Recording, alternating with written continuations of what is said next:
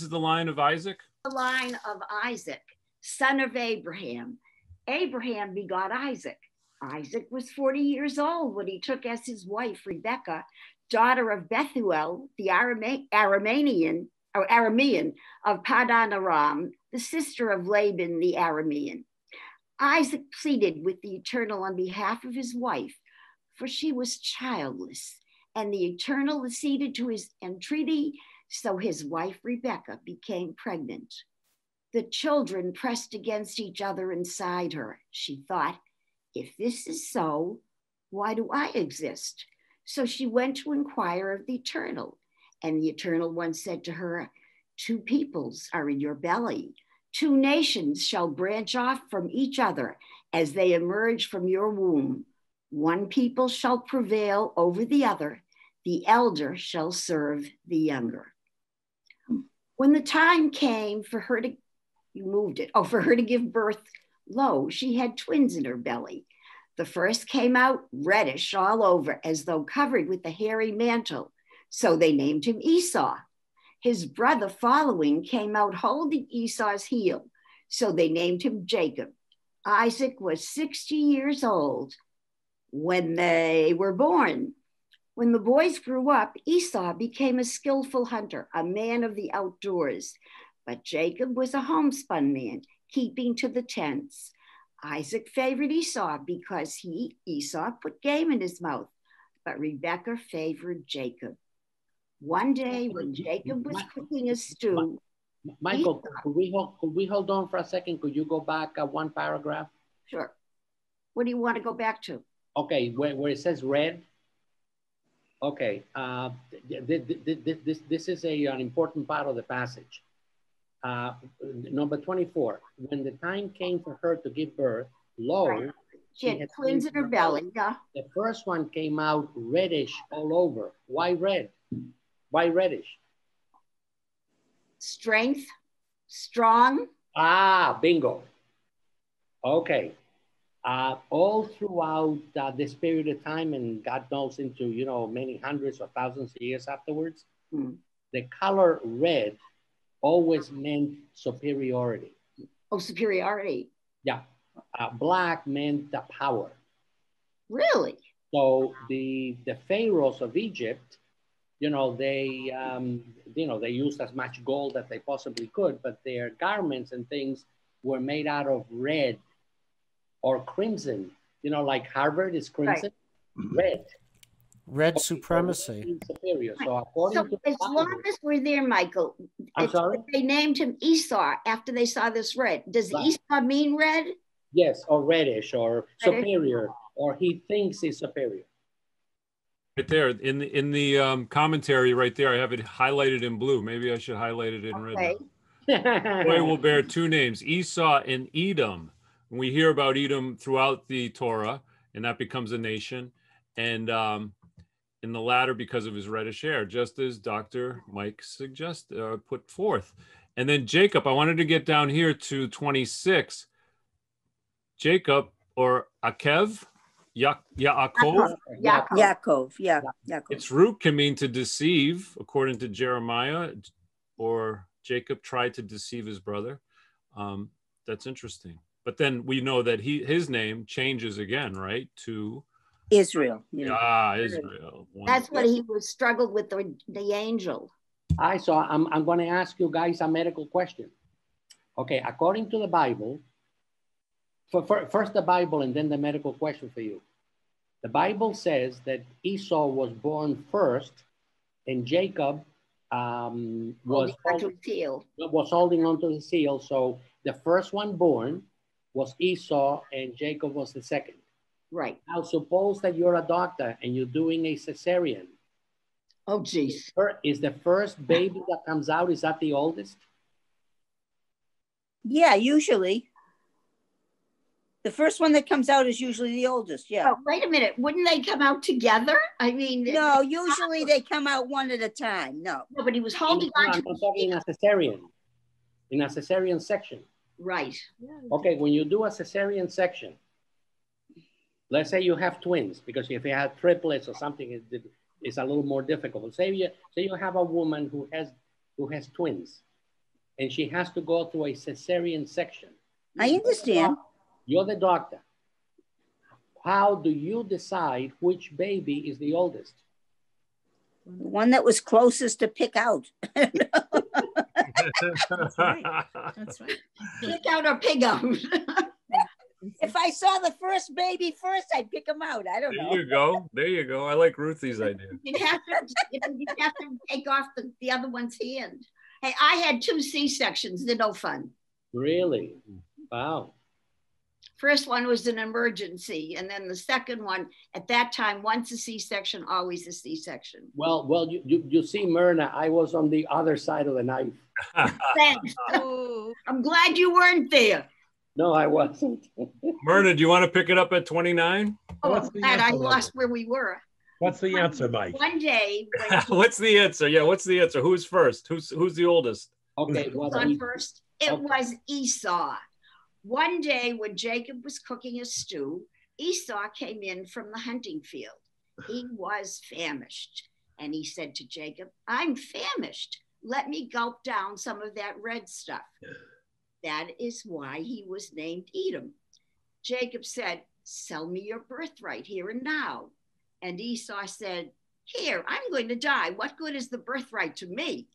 But Jacob said, confirm it to me by oath here and now. So he swore it to him and sold his birthright to Jacob. Jacob then gave Esau bread and lentil stew. He ate, drank, got up, and left. Thus did Esau disdain his birthright. Wait, I want to stop right there because there's something that bothers me about this. What was I? There was something that just wait. Let me see where it was. He was famous. He said, "Oh, he said, why was he going to die? I don't know. Why would? He was Why so did? Haven't you Oh, said that so if he I don't thought eat, I'm going to die?" Oh, so he thought because he was so Context. hungry he would die. I see. I couldn't understand that. Okay. All right. Okay. So as long as we have stopped, since our lawyer asked for the question, what we do, Jordan, is that we take a look at which baby has got his or her head closest to the birth canal. Well, that's what I thought too. That's the one that we say is the oldest, because if it hadn't been for the cesarean section, that would have been the first baby to come out. I see. I Makes see. a lot of sense. Interesting in this, though, if the baby comes out, you're hoping will be head first to come through. And if not Esau, the other one, Jacob was holding on to his heel, wouldn't they sort of come up out in tandem, one after the other, like one behind the other because he was holding on to his heel? Yeah, that's why Esau was first. No, but I mean, that's kind of tricky, isn't it? Pulling 2 out at the same time, one behind the No, other. they don't pull them out at the same time. They do it one at a time. They don't pull them out at the same This time. one was holding on to the heel. He didn't let go. They sort of came out simultaneously. Yeah, well, but What- theoretically, Esau was picked out first. Okay, I think that this is my opinion. Good. I think that what the Bible is trying to say in here is, remember that theoretically, the firstborn is the one that has the inheritance. Right. Right. Yeah, we know that. Yeah. But as it turns out, the one that ended up with the inheritance of the tribe was Jacob. Because he deceived his brother. That's He why. deceived his brother, but he ended up being the one that had the inheritance. Therefore, they had to come up with something. And the something is that he was holding to the heel, and therefore it would be impossible to say which was which. I get it. I hear you what you're saying. But I will say this about Jacob. In Jacob's favor, I don't think he was deceiving anyone here. I mean, eventually Rebecca maybe kind of makes some deceptions here and there later, but I think Jacob and Esau was pretty clear. What good's my birthright now? I'm dying, I feel like Esau was maybe not that bright or not that with it. Very up front, like wants to get everything done. Like he's dying of starvation. But you know what they always say? Don't make a decision when you're hungry. And so that's what I say. I still believe that Jacob deceived him because he was hungry, and so he'll say anything when he's hungry. But wait a minute, shouldn't that have meant something though? If he passed on his birthright and signed off and swore off to it, shouldn't that just by virtue of the fact that he was given it with an oath kind of thing, shouldn't that have held? shouldn't that have meant something? But it sounds like it doesn't. Yes, but that's a modern interpretation of this thing. According to in the back in biblical times, if you gave your word, you gave your word. Remember that there was a king that had to kill his daughter because he swore at something, and it turned out to be okay. So in those days, the inheritance went to the firstborn male. Period. End of story. So it didn't matter that he actually sold his birthright. It didn't matter. Well, theoretically, it didn't matter. So once you come up with a rule, the rule could not be changed. Period. Except if you have a very clever mother.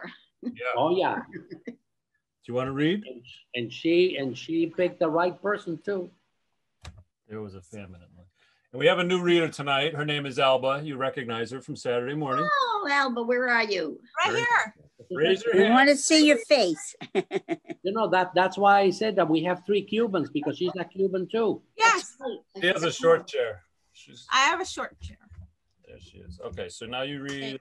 There was a famine in the land apart from the earlier famine that had occurred in the time of Abraham. Isaac therefore traveled to Abimelech. Michael is moving the, where am I? King of the Philistines. King of the Philistines, to Gerar. The Eternal then appeared to him, saying, do not go down to Egypt. Reside in the land that I will point out to you.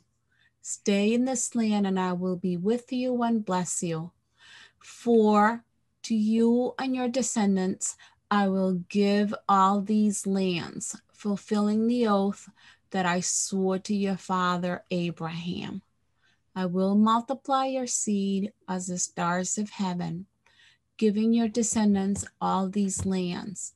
And through your seed all the peoples of the earth shall be blessed, because Abraham hearkened to my voice and kept my charge, my commands, my statutes, my laws. Isaac therefore settled in Gerar, and when the people of that place asked about his wife, he answered, she is my sister, because he was afraid to say my wife, thinking lest the local people kill me on account of Rebecca, since she is so good looking. Interesting. As the days there stretched out, Abimelech, king of the Philistines, happened one day to look out of a window, and he saw Isaac fondling his wife Rebekah. So Abimelech summoned Isaac and said, look, she must be your wife. Why then did you say she is your sister? Isaac said to him, I spoke that way for fear of dying on her account. But Abimelech said, what is this that you have done to us? One of the people nearly lay with your wife. You would have brought suffering upon us for our guilt. The king thereupon instructed all the people, anyone who touches this man or his wife will be put to death.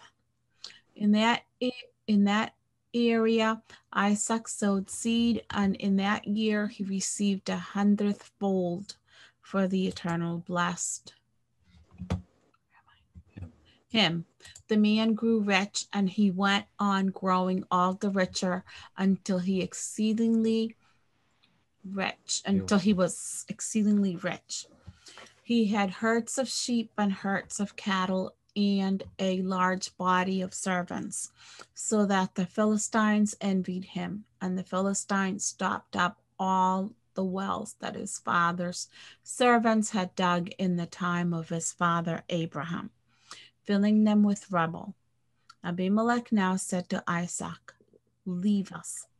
You have become much too numerous for us.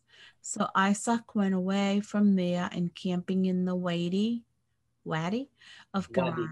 Wadi Wadi of Gerar. there he settled. Isaac then turned to digging anew the water wells they had dug in the time of his father Abraham, which the Philistines had stopped up after Abraham's death, and he gave them the same names as his father had given them. And when Isaac's servants dug in the wadi, they discovered there a well of living waters. And the shepherds of Gerar quarreled with Isaac's shepherds, saying, "The water is ours." So he named the well Wrangle, for they had wrangled. They then dug another well, but they quarreled over this one too. So he named it Animosity. He then moved from there and dug another well. And over this one, they did not quarrel. So he named it Rehoboth, meaning, now the Eternal has granted us ample room and will make us fruitful in the land. And from there, he went to Beersheba. Beersheba, which is another one. Sheba. Right? Very nice. Thank you. Thank you, welcome. lovely lady. You're You did a wonderful job. Thank you. First time You're doing welcome. the story. So that's a lot of wells, right? That's Yeah. we hear a lot about those wells. And I'm glad they finally stopped quarreling. I'm glad about that. They were quarreling for quite a while. exactly. You know, I just noticed something. We said Abimelech.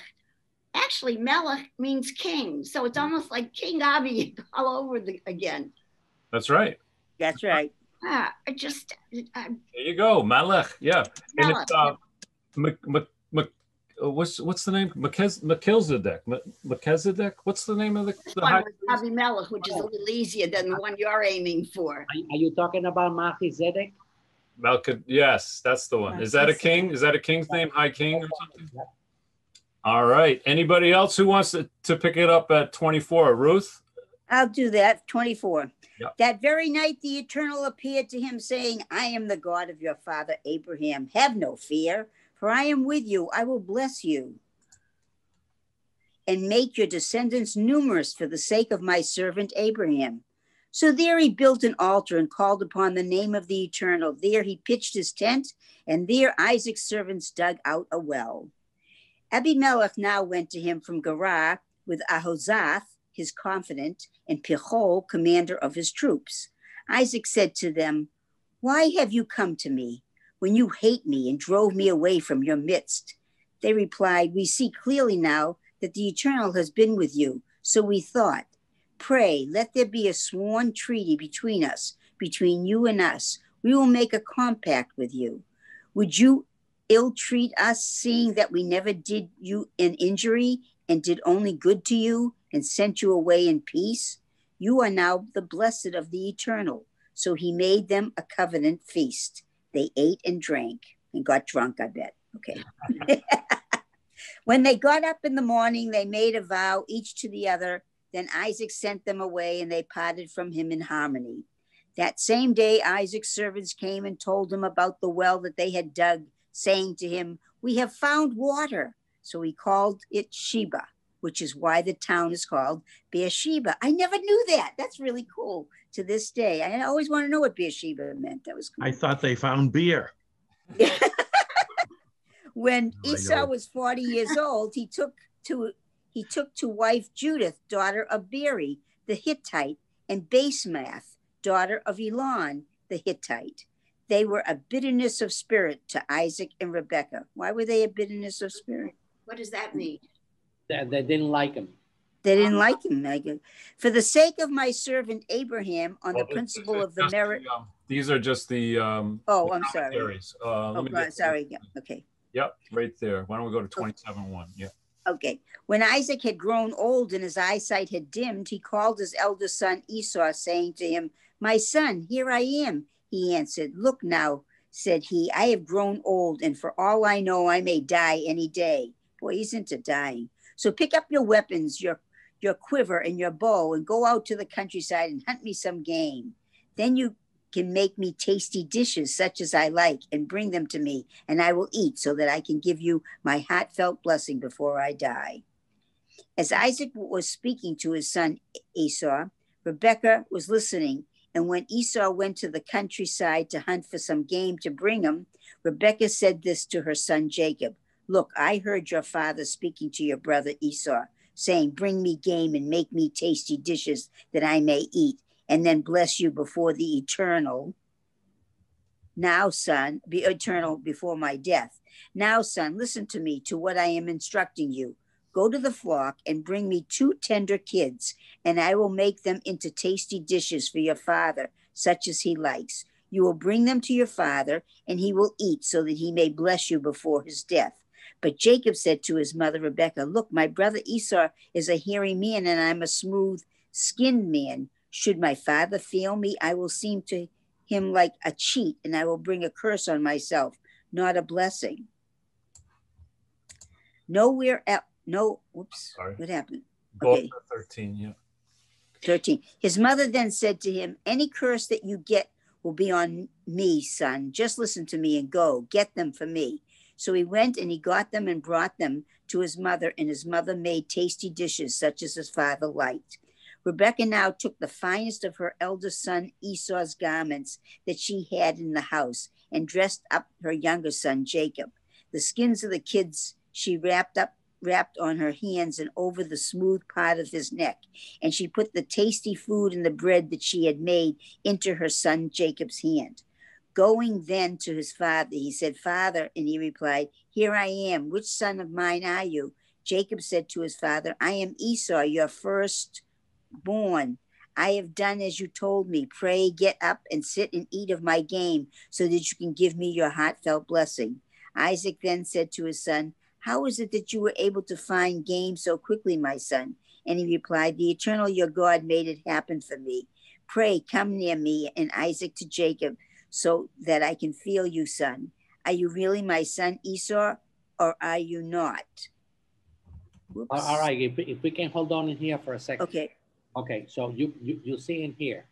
Yeah, he dressed up like he had fur on his. So the firstborn, hairy arms. Right. Yeah, so the firstborn is the one that should have gotten the blessing. Right. We understand that. We do. Okay, so now where am I? 19? No, 22. 22. Jacob approached his father Isaac, who felt him and said, "The voice is the voice of Jacob, but the hands are the hands of Esau." He did not recognize him. However, because his hands were hairy, like the hands of his brother Esau, and as he was preparing to bless him, he said, "Are you really my son Esau?" "I am," he answered. He said, "Bring it near me, and I will eat of my son's game, so that I can give you my heartfelt blessing." He brought it to him, and he ate. He brought him wine, and he drank. His father Isaac then said to him, "Pray, come near and kiss me, son." As he came near and kissed him, Isaac smelled the scent of his clothes and blessed him, saying, "See, my son's scent is like the scent of a field, blessed by the eternal." Okay. God give you of heaven's dew, of earth's bounty, abundant grain and new wine. Let people serve you, nations bow down to you, be a ruler to your brothers, and let your mother's son bow down to you. And may those who cursed you be cursed, may those who bless you be blessed. Just as Isaac finished blessing Jacob, as the very moment that Jacob was in the act of leaving his father Isaac's presence, his brother Esau came in from his hunt. He too made tasty dishes that he brought to his father and said to his father, "Let my father get ready to eat of his son's game so that you can give me your heartfelt blessing." But his father Isaac said to him, "Who are you?" Who are you? Whoa. Who are you? So he replied, "I am your son, your firstborn Esau." Isaac now began to shudder, a shuddering exceedingly great. And he said, "Who then hunted game and brought it to me, and I ate it all before you came? I blessed him, and blessed he will remain." When Esau heard his father's words, he broke into an exceedingly loud and bitter howl and said to his father, "Bless me too, father." But he said, "Your brother came with deceit and took away your blessing." He replied, "Is he not named Jacob? Twice now he has cheated me. He took my birthright, and now look, he has taken my blessing." And he added, "Did you not reserve a blessing for me? Isaac responded by saying to Esau, look, I have appointed him your master and given him all his kin to be his servants and have supported him with grain and new wine. Come now, what am I to do, my son? Oh my gosh. This is a mess. Why wasn't he upset? What I don't understand is why wasn't Isaac upset by all this, you know? He was. Right. But I mean, why didn't he say, well, why did you do this to me, Jacob, and deceive me like that? I don't understand why he didn't ask that of Jacob. I think Jacob amscrayed pretty fast when Esau showed up. Keep going. I want to know how this ends. I can't. Okay. Do you have but one blessing, father? Said Esau to his father. Bless me too, father. And Esau cried out and wept. His father Isaac then responded and said to him, lo, among the fat places of the earth shall your dwelling be, and with heaven's dew from above. By your sword shall you live, your brother shall you serve. But when you move away, you shall break his yoke off your neck. Esau now bore a grudge against Jacob because of the blessing his father had conferred upon him. And Esau formed this resolve. The days of mourning for my father are approaching. Then I will kill my brother Jacob. When Rebekah was told her, told her elder son Esau's words, she sent for her younger son Jacob and said to him, look, your brother Esau is plotting to avenge himself by killing you. Now, son, listen to me. Get going and flee to my brother Laban in Haran. You can stay there a while until your brother's rage cools down. When your brother's anger turns away from you and he forgets what you did to him, I will send to bring you back from there. Why should I be bereft of the two of you in a single day? So Rebekah said to Isaac, I abhor my life. Because of the daughters of the Hittites. If Jacob takes a wife from the daughters of the Hittites, like these from among the daughters of the land, what would my life be worth? Isaac then summoned Jacob and blessed him and gave him this instruction. Do not take a wife from among the daughters of Canaan. Get ready to go to Padanaram, to the house of Bethuel, your mother's father, and take yourself a wife from among the daughters of Laban, your mother's brother. And may God Almighty bless you and make you fruitful and numerous so that you become a host of peoples, and give you the blessing of Abraham, you along with your descendants, to possess the land in which you have sojourned, that God gave to Abraham. Thus did Isaac send Jacob away. He went to Padanaram to Laban, son of Bethuel, the Aramean, brother of Rebekah, mother of Jacob and Esau. Okay. When Esau saw that, wouldn't you think that he would say something to him about the deception? That's what I said. As his father? That's what I said all along. I just said that. I said, why isn't Isaac saying, how can you deceive me? You know, I agree. I don't understand why Isaac didn't say that. I agree with you, Annie. When Esau was that, Isaac had blessed Jacob and sent him away to Badaram, there to take a wife for himself, blessing him and instructing him, do not take a wife from among the daughters of Canaan, and that Jacob had heeded his father and mother and gone to Badaram. Esau understood that his father Isaac looked with disfavor at the daughters of Canaan. So he went to Ishmael and took as his wife Mahalath, daughter of Ishmael, Abraham's son, sister of Nebaioth, aiding her to his other wives. Okay, so do you see what part of this is about is the wives of Esau and how he took them from the Canaanites, right? They were Hittite women, right? Is that right? I don't know if they were Hittites. They were from Canaan. You notice one of the names of his first wife was named Judith, and I just I never noticed that before. Yeah, there was. I thought Judith came in later in the Bible. It's interesting. Yeah, I thought like during the Hanukkah thing. But that was another Judith. That was another Judith, I gather. Judith, but I will say that what I understand about the name Judith, it means Jewish woman. So even though she's a Hittite, is it? I don't know if anyone, Dr. Mike, if you have anything, or Gary that knows more about it. Okay, the only thing I can imagine is that she must have converted. Oh, that's possible. Maybe. I didn't know there was conversions in those days. I thought that came later. You know what puzzles me in reality, you know, we always say, well, God has promised you this. Hold on, Dr. Mike. Just let Myrna say what she's going to say. I said, God has promised you this. God will provide this. You know, even with Isaac and Abraham, and God will provide. Now here is a blessing, or two blessings, that a man actually has said and bequeathed these blessings on them without God's intervention. In other words, why is what he says so much more important than what anybody else might say?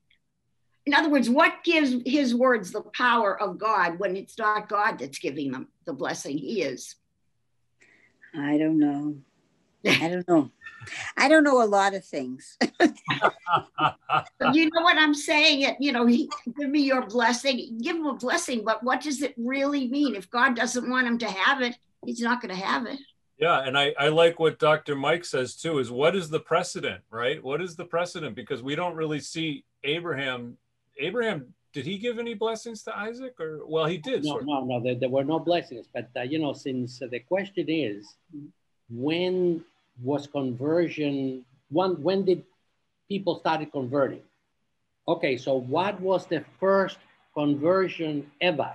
That was Abraham. And when did it happen? Oh, God. Okay, Abraham was not Jewish. Right. Abraham was not Jewish. That's right. Okay, so when did Abraham become officially Jewish? When he told that his father that he couldn't, he broke all the idols. No, God gave him an circumcision. When he circumcised himself. Okay, so that was the first conversion. Yeah. Oh, I see. Yeah. I see what you're saying. Yeah, that was but that was a mitzvah, right? Yeah. Okay, so the sign of the covenant was a circumcision. At that point, he became the first Jew. Right, that's true. Yeah. I like the one. Hey, Mike, do you see what a knowledgeable group this is? It's incredible. It's incredible. I was gonna say, there's no mixed emotions about this when you have Ruth and Naomi. I like that. Right. She said, whither thou goest, I'm going to be here. That's right. And that's right. I was very loyal to my mother-in-law. Very loyal. I'm just looking through these commentaries down here at the bottom, and we do see, I mean, this is such a powerful passage in the whole Bible too. Just the birthright and Isaac's blessing. I think it's so fantastic. But I mean, he gives Esau a blessing too, even though it might not be the same, right? But he does say that he's going to serve his younger son. Brother, right? So yeah, but it's kind of like a throwaway consolation type of prize. Yeah, it's consolation prize, right? But in reality, Rebecca was right, because Esau is really a man of the field, of the animals and hunting, and his mind isn't on law and settling a confrontation between two people. This is something Jacob could do. So Jacob really was the intellectual one, and Esau was the physical one. So Rebecca was right. Esau would have made a shambles of it. And I like what you're saying, and maybe I could add too, in my interpretation as we're reading this too, Jacob is the one who is loyal to his parents, right? He says, okay, I'm going to go to Laban, and this whole story that's coming up is amazing. And so that he's really not the rebel. Esau seems always to be the rebel, or the one that's out there hunting, and he was all girth and brawn. Right, and he can't wait. Go take my birthright. Just give me some food. I don't care. And so yeah, it seems like in Jacob will eventually wrestle with God, and then the 12 tribes will come from Jacob. So there's a lot going forward it's going to be a really fun time. Very interesting. Yeah, but if you notice, Jacob does send Isaac off with telling him what to do and stay away from your brother. I mean, he actually helped him at the end. Yeah. Any other thoughts, Bracha? This is yes. I still have a. Oh, go ahead. I'm sorry, Bracha. Can you hear me? Yeah, we can hear you. Go ahead. Okay. So when we pray, we say, when we daven, we say from Abraham, Yitzhak, and Yaakov. Right. Right. Okay. But nothing about Esau. Never mentioned. Oh, We're from Abraham, Yitzhak, and Yaakov.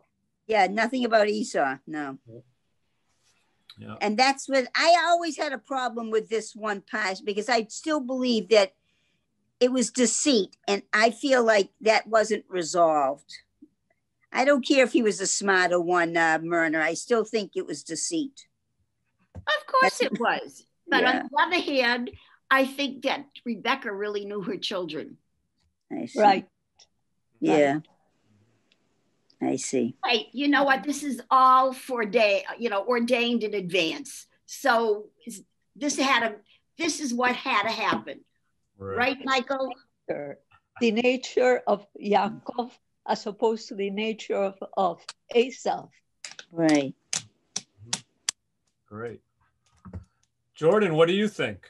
I think it was an awful result that the guy with the brains was able to trick his father into giving him whatever. And it's just. I agree with Jordan. See, I agree with Jordan. But he listened to his mother, and a man should listen to his mother. Mother knows best. All pulling of the moralities of those things was very problematic for me. Wait a minute, but in reality, he sold his birthright anyway. Lawyers don't like to see people get away with tricks and deceit and fooling people and taking away things that they don't belong. But it's a great story, like Michael says. Yeah. And Gary, what do you think of it? Gary, I want to hear your thoughts. I think well, I think the Torah it kind of favors the intelligence, but there's really nothing that says that Esau's a bad guy or anything, even though he is more physical. And later on, after the years, after he serves Laban for Leah and Rachel, when he comes back, when he finally confronts Esau, Esau reaches out to him. He's all worried and everything. Esau reaches out to him. But I also think... well, that makes Esau the nicer guy. I also think in terms of... I've always thought of this portion is a lesson on parenting. Because actually, like, each parent favors... Isaac favors Esau conditionally. He favors him... The Torah specifies he favors him because of the tasty dishes and the animals that he hunts and that he prepares for him. The Torah only says that Rebecca loved Jacob. It doesn't say why, so it's more unconditional. But we see the differences in Isaac and Jacob, and each parent loving each one for that reason that they do. We don't see anything in there where the parents try to force their kids out of their own box, so to speak, to be something more, to make Jacob a bit more of an outdoorsman and to make Esau more of a thinker. They just kind of leave them to their own natural inclinations and don't seem to cultivate anything beyond that than what they just naturally are. And they play favorites, which, a lot of parents would say that's not a good thing. Maybe some parents do have favorites, but it's probably not a good thing. But they do it, But Jacob...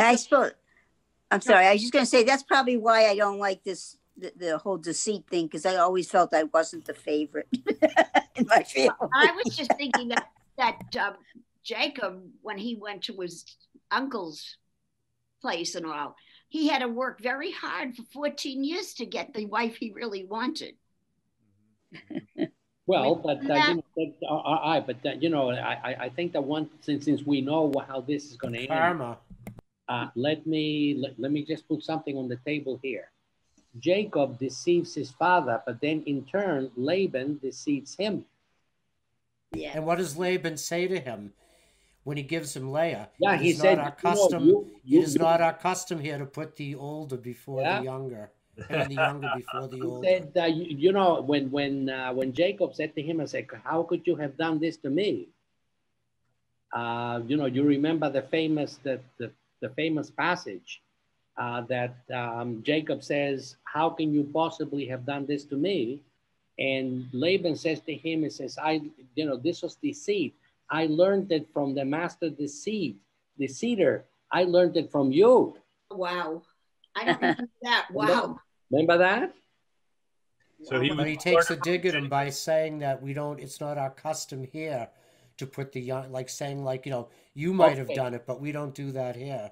So, perhaps one thing that we can take away from this story is don't deceive anybody, because then you are going to be deceived. Good But point. you can't really blame him. His mother told him to do it. And he was a good mother's boy. There you go, Myrna. But you're saying he was a mama's boy. Yeah. Didn't want to say I like where Gary was going with it too, because it does in the next couple of chapters, that reconciliation between the brothers is one of the most powerful. And Jacob is, I don't want to spoil the mystery of it, but Jacob, we already know, but Jacob is scared. He doesn't know what's going to happen. It's like, is he going to kill me? Because the last time I saw this guy, he said, I'm going to kill him, and that's kind of an actionable offense, isn't it, Jordan? The lawyer in the play? Well, I was going to say, when it comes to parents playing favorites, I always say, I love 3 of my 4 children. That. Just a joke. How many do you have? I have 4 children. 3 of my 4 children. I have 4 sons. You've heard me say my 4 sons: Bert, David, Robbie, and Oops. Oops. Oh, yes, of course. I forgot about Oops. Right. Okay. Now, the other thing that perhaps we should keep in mind in back of our heads, and that is Jacob had 12 sons. Right. That's why we end up with the 12 tribes. Esau did not. Mm-hmm. How many sons did Esau have? We would have ended up with only 3. Oh. Can I throw something out there? Yeah. Because Jacob was more thoughtful, it probably made more sense that it probably worked out being more beneficial that he got the birthright. It's hard to hear you. I'm sorry, I was too far. That's better. It probably worked out that, because you say, like Brock was saying, Abraham, Isaac, and Jacob. Mm. So, if how am I saying this? There's deceit, but can there ever be situations where some kind of deceit is necessary for the greater good? Right. Yeah, that's a good point. Right. Just throwing that out there. Can you give us an example? The fact that Jacob was, probably more supposed to have it. That's why the 3 Abraham, Isaac, and Jacob. I think it's not Abraham. It's not Abraham, Ishmael, and Esau. God help us. Well, I'll tell you, if I was the gynecologist, I would have taken him out first, and he would have been the first. made all this mute. It's interesting, though. You guys never really It would have been a simple case. One of the things that they said was that the older has to get married before the younger. Yeah. And this was carried out for many, many, many years. My father was one of 8 living children. The last 2 were women. Mm-hmm. And my Aunt Faye was proposed to, but my Aunt Betty hadn't been. And they said Faye couldn't get married before Betty. So what happened is everybody started to say Betty was the youngest.